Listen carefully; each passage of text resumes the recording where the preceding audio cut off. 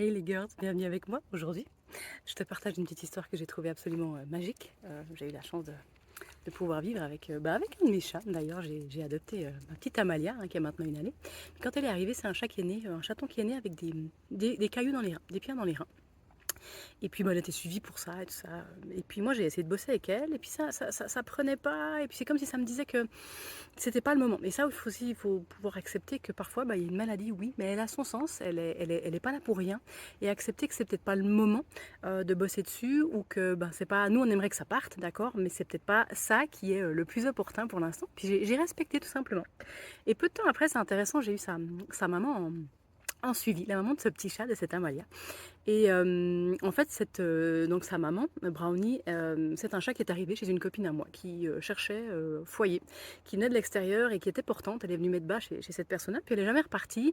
Mais il y avait beaucoup de stress chez elle, beaucoup de peur. Et puis sa propriétaire la sentait pas totalement à l'aise. Et puis elle m'a demandé de faire un suivi avec elle. Et c'était super intéressant. Elle m'a raconté son histoire, cette pauvre petite choupinette.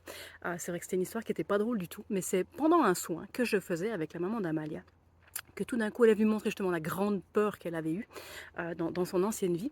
Et j'ai vu à vitesse accélérée tous les liens qui s'étaient faits et jusqu'où ça avait été, en fait, ces peurs avaient été se loger dans les reins de ma petite Amalia. Et c'était impressionnant et j'ai vu ces cailloux pendant que je faisais le soin à Brownie qui faisaient pouf, qui explosaient. Je me suis dit, bon, ok, en bossant avec sa maman, il semblerait que ça bosse chez la fille aussi. Et puis, on a fini le suivi avec Brownie qui s'est d'ailleurs posé, enfin les résultats étaient vraiment magnifiques. Et puis moi je devais faire normalement un contrôle avec Amalia, c'est une année, faire un ultrason, et puis il s'est trouvé que j'ai fini aux urgences avec Amalia avant, parce qu'Amalia elle nous les fait toutes, voilà. Et ils ont dû chercher pour une hémorragie interne, elle avait eu un gros choc, et puis ils ont passé les reins aussi. Voilà, je te montre, voilà, je suis pas toute seule. Ils ont passé les reins donc aussi. J'en ai profité pour demander. Je dis, est-ce qu'il y a des traces de cailloux, de pierres dans les reins? Puis ils m'ont regardé, ils m'ont dit, non, il n'y a rien du tout. En fait, il n'y a rien du tout dans ces reins. Donc, il n'y avait plus rien du tout. J'ai eu la confirmation qu'effectivement, ce qui s'était passé en soins s'est passé réellement dans la vie d'Amalia.